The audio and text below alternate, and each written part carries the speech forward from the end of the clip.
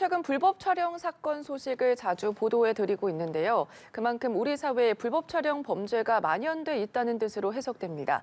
피해자의 삶을 무너뜨리는 불법 촬영 범죄를 집중 조명해 보도록 하겠습니다. 이 내용 자세히 취재한 사회부 나경열 기자 그리고 전지현 변호사 나와 있습니다. 어서 오십시오. 예, 안녕하십니까. 우선은 나 기자, 이번에 불법 촬영 집중 조명하게 된 취지부터 좀 설명을 해주실까요? 네, 축구 국가대표 황의조 선수가 불법 촬영 혐의로 경찰 수사를 받으면서 이 불법 촬영 범죄가 다시 사회적 이슈가 됐습니다. 지금 나오고 있는 기사 대부분은 황의조 선수에 대한 경찰 수사 내용이 중심입니다. 하지만 저희 취재진은 불법 촬영 범죄에는 반드시 피해자가 있고 좀 더 사건의 본질이라 할 수 있는 그 피해와 처벌에 집중해 보자고 판단했습니다. 네, 이 불법 촬영 범죄 얼마나 자주 일어나고 있는지 혹시 정리된 자료가 있습니까? 네, 경찰청 자료인데요. 지금 그래픽 나오고 있습니다. 그래픽 보시면서 말씀드리겠습니다. 올해 10월까지 5,500여 건의 불법 촬영 범죄가 적발됐습니다. 최소 매일 18건씩 일어나고 있는 건데요. 코로나19가 한창이던 2020년을 제외하고 지속적으로 증가하는 모습입니다. 다만 이 건은 적발되는 범죄 건수에 불과합니다. 적발되지 않은 건수까지 포함하면 더 많은 범죄가 우리 일상 속에서 일어나고 있다, 이렇게 말씀드릴 수가 있겠습니다. 범죄가 저희가 판결문을 좀 분석해 보니까요. 범죄가 집중되는 곳도 없습니다. 그러니까 우리 일상 모든 장소에서 이 불법 촬영 범죄가 일어나고 있다라고 보실 수 있으실 텐데요. 네. 헬스장, 버스 정류장, 공중 화장실, 사무실에서도 불법 촬영 범죄 일어나고 있습니다. 또 지인이냐, 처음 보는 사람이냐 가리지 않고 발생하고 있습니다. 저희가 분석한 판결문 10건 가운데 3건은 지인이 가해자였고 7건은 모르는 사람이었습니다. 네, 일상에서 지금 만연해 있고 이 범죄가 갈수록 증가하고 있다 이런 말씀을 해주셨는데 이게 갈수록 교묘해진다면서요? 네, 이제 도촬이라는 거는 뭐 여기를 보세요 하고 찍는 게 아니라 몰래 숨어서 찍는 건데 이걸 네. 우리가 인지하기가 쉽지가 않아요. 크기가 작을 뿐만 아니라 뭐 이런 펜이나 넥타이 핀에 있는 것만 하더라도 고전적인 버전이고 이제는 무슨 뭐 담뱃갑, 가위 같은 생활용품이라든지 아니면 보조 배터리 같은 데 부착이 돼서 나온다고 하니까는 네. 우리가 남의 물건을 일일이 다 감시할 수도 없는데 참 적발이 어려운 것 같고 어두운 곳에서 찍을 수 있는 적외선 탐지기라든지 음성 녹음 기능까지 탑재된 것들이 나온다고 합니다. 근데 최근에 중국산 초소형 카메라 4,900여 점이 밀수입되다가 적발됐다고 하는데 이거는 이제 관세법 위반으로 적발이 된 거고 국내에서 유통되는 거는 적발이 어려운 게 뭐냐면은 네. 사실 근거법도 마땅치가 않아요. 저런 다양한 어떤 초소형 카메라들이 꼭 범죄용으로 쓰이는 게 아니라 영업용이라든지 의료용이라든지 보안용으로 쓰일 수도 있는데 이거를 일괄적으로 규제하기가 어렵습니다. 그렇기 때문에 항상 이런 문제가 나올 때마다 규제하자 하는데 법망을 만들기가 어려운 상황이기 때문에 피해자들한테 이번에 뭐 화장실에서 몰카가 나왔다네요, 모텔에서 몰카가 나왔다네요 하면서 그 불을 끄고 뭐 불빛이 비치는지를 보고 아니면 스스로 몰카 탐지기를 한번 굴려봐라. 지금 이런 정도의 조언밖에 해줄 수가 없는 그런 상황입니다. 네, 알겠습니다. 조금 전에 저희가 리포트에서도 나왔는데 피해자를 굉장히 어렵게 만났다고 들었거든요. 어떤 얘기를 좀 들었습니까? 네, 먼저 용기를 내셔서 저희를 만나주신 피해자분께 다시 한번 감사의 말씀 전하고 싶습니다. 어려운 결정이셨을 텐데 피해자분께서 범죄 근절 등 저희의 보도 취지에 공감을 해주셨습니다. 저희 김혜린 기자가 피해자를 직접 만났는데 네. 피해자분의 삶이 범죄 이전과 이후로 나뉠 만큼 엄청난 악영향을 끼쳤다, 이렇게 말씀을 드릴 수 있을 것 같습니다. 하던 일을 그만둬야 했고 재판은 여전히 끝나지 않았고 정신건강 상담 등이 일상을 그야말로 집어삼켰습니다. 네, 말씀을 해주신 것처럼 이게 불법 촬영 피해자가 됐다 이것뿐만 아니라 더 나아가서 이게 불법 촬영의 경우에는 유포되는 사례로 인한 고통도 있을 것 같고 더 나아가서 2차 가해까지 이어질 것 같거든요. 그러니까 이게 한 번에 끝나는 게 아니라 네. 촬영이 된 거 자체가 먼저 가장 처음의 피해고 그다음에 이게 반포됐을 때 2차 피해를 얻고 그다음에 이제 반포됨으로 인해서 신상 공개로 인해서 최종적인 피해를 그렇게 입게 되는데 신상 공개되는 경우뿐만 아니라 이런 불법 촬영의 경우에는 피해가 뭐 피해 종류가 다양을 해가지고 예를 들어서 뭐 학교 여자 화장실에서 어느 학생이 가해 학생이 몰카를 찍었는데 잠재적인 피해자일 수 있는 여교사를 그 집에 방문하게 해가지고 상담을 하게 하는 거 이런 것도 또 2차 피해로 지적이 되는 경우예요. 그리고 네. 이번에 황의조 선수 같은 경우에는 합의를 해서 촬영한 사용이고 뭐 해당 여성은 뭐 방송을 했고 공인이고 기혼이다 이런 말을 해가지고는 지금 문제가 될 수 있는데 그것만 가지고는 특정이 어렵다고 하더라도 지금이 디지털 시대잖아요. 네. 다른 여러 가지 사실 조각들이랑 꿰맞춰서 피해자가 특정이 될 수도 있는데 지금 피해자는 상당히 심리적으로 위축되고 괴로운 상황이어서 왜 이런 얘기를 했냐 하는 비판이 나오고 있는데요. 성폭법에 보면은 누구든지 피해자의 주소라든지 성명, 나이, 용모 등 특정 가능한 인적사항을 공개하는 경우에는 3년 이하의 징역에 처벌하도록 그렇게 돼 있습니다. 알겠습니다. 피해자에게 어쨌든 지울 수 없는 상처를 남긴다는 거 큰 범죄가 될 것 같은데 합당한 처벌이 좀 이루어져야 될 것 같거든요. 근데 보니까 판결문 100건을 보니까 집행유예 선고가 굉장히 많았습니다. 이렇게 결과가 나왔는데 어떤 사건들이 있었는지 좀 설명을 해주시죠. 네, 먼저 지난 2021년 네. 8개월 동안 340회에 걸쳐서 공공장소에서 여성들을 촬영한 남성이 있었습니다. 한 달에 40장이 넘는 불법 사진과 영상 등을 찍은 건데요.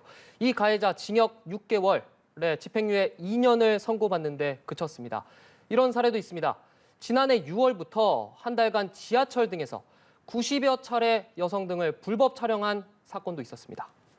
예, 초범이라는 이유로 벌금이나 집행유예에 그치는 사람들이 또 많았는데 이게 초범이어도 영상을 다 갖고 있지 않겠습니까? 그렇기 때문에 이 초범에 대한 기준이 너무 모호하지 않나 이런 생각도 좀 들거든요. 초범이라는 거는 영상의 숫자는 아니고 과거에 이 사람이 처벌을 받은 전력이 있는지를 가지고 초범이라 그래요. 네. 그래서 초범이기 때문에 뭐 형량을 가볍게 받은 거 그건 우리나라 대법원 양형 기준이 그렇게 돼 있기 때문이거든요. 이게 법정형이랑 그다음에 처단형은 차이가 있어가지고는 법정형 같은 경우에는 뭐 의사에 반해서 촬영했을 때 7년, 그다음에 또 이걸 반포했을 때 7년, 뭐 어쨌을 때 5년 이상의 징역 이렇게 상당히 높게 돼 있는데 일단 양형 기준에 들어가 버리면 의사에 반해서 촬영했을 때 한 뭐 1, 2년 정도, 그다음에 이거를 반포했을 때 1년에서 한 2년 6개월 정도, 그다음에 돈을 벌 목적으로 했을 때 이제 5, 6년 정도 이렇게 돼 있어요. 네. 이 양형 기준에 따르면은 영리의 목적으로 하거나 이 촬영을 하고 그 이외의 어떤 성범죄랑 결합되지 않는 한 대부분 이 양형 기준에 따라서 집행유예라든지 벌금으로 지금 끝나는 수준으로 지금 그렇게 돼 있는데 N번방 사건도 있었고 어떤 이런 양형 기준을 높이려는 그런 시도는 계속 있었습니다. 그런데 이게 기존에 처벌을 받던 사람이랑 양형 기준 전후를 비교해가지고 처벌이 너무 급격하게 바뀌어버리면은 네. 형평의 문제도 있었기 때문에 이런 데서 법원은 좀 상당히 보수적으로 움직일 수밖에 없는 거거든요. 네. 이러한 여러 문제들이 복합적으로 되면서 이런 양형 기준에 따라서 판사들은 뭐 기계적으로 어떤 처단을 하는 게 일단 본인도 그게 어떤 직무상 맞는 거고 네. 양형 기준 자체도 이렇게 되다 보니까는 어떤 국민의 법 감정에는 맞지 않는 선고가 계속 나오는 게 아닌가 싶습니다. 알겠습니다. 네, 조금 전에 이 초범 관련해가지고 좀 얘기를 해주면서 양형 기준에 대해서도 언급을 좀 해주셨거든요. 동종 전과가 없다며 집행유예 선고가 내려지고 있지 않는데 이들도 보면은 동종 전과가 없는 초범이었습니까? 네, 그렇습니다. 두 재판부, 앞서 소개해드린 두 재판부 모두 가해자가 아무런 전과가 없는 초범이다. 이렇게 네. 판결문에 적었습니다. 그리고 이를 가해자에게 유리한 정황으로 해석을 했습니다. 그런데 여기서 생각해 볼 지점이 있는데요. 두 가해자 모두 오랜 기간 동안 계속해서 불법 촬영을 이어갔다는 점입니다. 이를 초범으로 보는 게 옳을지 또 합당한지 의문이 드는 지점입니다. 네. 그런데 보니까 초범이 아니어도 이런 경향이 이어지는 판결물이 있다고 하는데 이건 어떤 내용입니까? 네, 지난 10월에 선고된 건인데요. 가해자는 여성 화장실에 들어가서 불법 촬영을 하다가 경찰에 붙잡혔습니다. 역시 징역 1년, 집행유예 2년 선고가 나왔습니다. 그런데 이 피고인이 동종 범죄로 집행유예를 선고받은 전력이 있다. 이렇게 판결문에 적혀 있거든요. 네. 그리고 재판부도 재범 위험성이 있다고 적었습니다. 그럼에도 다시 한번 집행유예를 선고하면서 피고인에게 기회를 줬다. 그런데 이게 과연 국민 법 감정과는 맞는 판결인가? 거리가 먼 판결이 아닌가? 이런 생각이 들었습니다. 알겠습니다. 피고인 91%가 구속되지 않는다. 그렇게 본다면 뭐 10명 중에 9명은 우리와 지금 일상을 함께하고 있다. 이런 뜻으로 받아들여야 할 것 같은데 처벌이 왜 이렇게 약한 겁니까? 네, 일단 성폭력 처벌법에 보면요. 네. 카메라 등을 이용한 촬영 범죄에는 7년 이하의 징역 또는 5천만 원 이하의 벌금에 처한다 이렇게 돼 있습니다. 하지만 이에 미치지 못하는 판결이 대부분입니다. 판사는 판결할 때 앞서 그 변호사님께서 말씀해 주신 것처럼 양형 기준이라는 것을 따르게 됩니다. 판사가 처벌 강도 등을 정할 때 참고하는 기준인데요. 이는 대법원 양형위원회에서 결정합니다. 양형위의 양형 기준을 보면 지금 화면에 나가고 있는데 7년 이하의 징역에 턱없이 부족한 처벌이 내려지게끔 되어 있습니다. 한 전문가가 이런 지적을 했습니다. 판사들이 마치 공식에 넣어서 계산하는 것처럼 이 양형 기준에 맞추려는 판결이 주를 이루고 있다 이렇게 지적했거든요. 그래서 그 처벌 기준에 피해자의 상황 등은 전혀 고려되지 않은 판결이 계속 나오고 있다 이런 말이었습니다. 예, 해외 사례도 궁금한데 해외에서는 이 비슷한 상황을 봤을 때 어떻게 좀 처벌을 합니까? 네, 흥미로운 미국 판결 하나 소개해드리고 싶은데요. 예. 전 여자친구의 사생활 영상과 사진 등을 온라인에 올린 한 남성에게 12억 달러, 1조 6천억 원을 배상하라는 판결이 지난 8월에 나왔습니다. 네. 중요한 건 지역 배심원단이 피해 여성의 정신적 고통에 집중했다는 점입니다. 우리나라 재판부와는 꽤 큰 차이가 있는 점이었습니다. 네. 미국 판결에 대해서 좀 얘기를 해주셨거든요. 우리나라는 좀 많이 다른 것 같기도 하고요. 근데 저건 이제 민사상 손해배상에서 어떤 정신적인 손해배상에 해가지고는 1조 6천억 원 배상을 판결을 내렸다고 하는데 네. 우리나라에서는 이런 손해배상액은 나오기가 거의 불가능합니다. 미국은 또 이제 징벌적 손해배상주의라는 걸 택하고 있기 때문에 네. 그 가해행위로 입은 손해뿐만 아니라 어떤 그런 그 징벌적인 부분까지 같이 넣어서 이렇게 배상 금액을 산정을 하거든요. 그렇기 때문에 우리나라 법제랑은 좀 차이가 있는데 우리나라도 어떤 이런 기준에 맞춰서 좀 바뀔 필요가 있다는 지적은 계속 나오고 네. 있어요. 그럼 이제 형사처벌로 돌아가서 그 모든 외국이 모든 OECD 국가가 우리나라보다 이런 성범죄를 강하게 처벌하고 있는 건 아니고 미국, 영국, 프랑스나 뭐 독일이나 일본 이게 좀 차이는 있더라고요. 제가 찾아보니까. 그런데 그 미국하고 비교를 해보면은 그 기본적인 그 차이가 뭐냐면은 우리나라 같은 경우에는 촬영도 하고 반포도 하고 성범죄도 했다 그러면은 하나 있으면은 그 중에서 가장 형이 중한 거에다가 2분의 1 가중을 해요. 네. 이게 경합범 가중이라고 하는데 그래서 여러 가지 죄를 저질렀을 때 한꺼번에 모아서 재판을 하는 게 피고인한테는 유리한 거거든요. 근데 미국 같은 경우에는 하나, 둘, 셋 이렇게 범죄를 저질렀으면 형을 다 합산을 해가지고는 판결을 내립니다.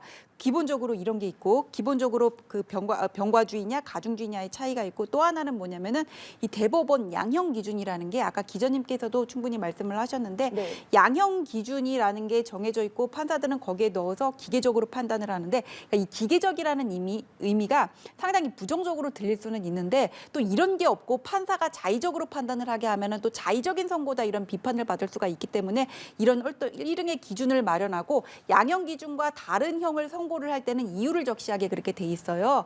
그래서 이 양형 기준에 따라서 판사들은 이게 형을 산정할 수밖에 없는데 여기 보면은 이게 급격한 변화는 어렵기 때문에 상당히 이게 보수적으로 그 양형 기준을 바꾼다고 하더라도 할 수밖에 없고 처음에 이렇게 낮게 돼 있기 때문에 드라마틱한 변화는 어려운 겁니다.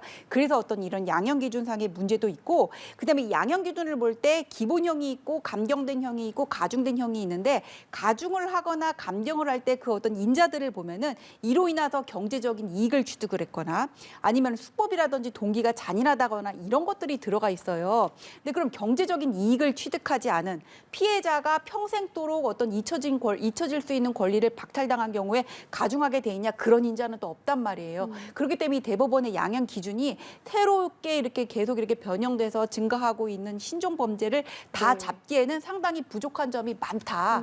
그런데 왜 제도라는 거는 네. 개혁을 하는 게 어려운 거잖아요. 바꾸는 게. 그렇기 때문에 지금 발목이 잡혀 있는 게 아닌가 그런 생각이 듭니다. 알겠습니다. 제가 이 디지털 성범죄로 인한 문제를 3년 전에 나와서도 얘기를 했는데 계속 얘기를 하고 있어요. 그런데 항상 변화가 없는 그런 알겠습니다. 상황입니다. 제도적인 변화가 시급하다 이런 말씀을 좀 해주셨는데 마지막으로 우리 사회에서도 좀 다른 노력들이 필요해 보이거든요.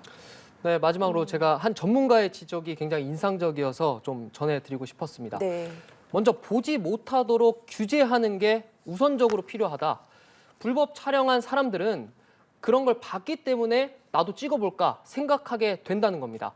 불법 촬영물에 대한 우선 규제, 이에 앞서 불법 촬영물의 악영향에 대한 교육, 또 촬영과 유포에 대한 강력한 처벌이 필요한 상황입니다. 알겠습니다. 불법 촬영 선고와 관련해서 이야기 나눠봤습니다. 지금까지 사회부 나경열 기자 그리고 전주현 변호사와 함께했습니다. 고맙습니다.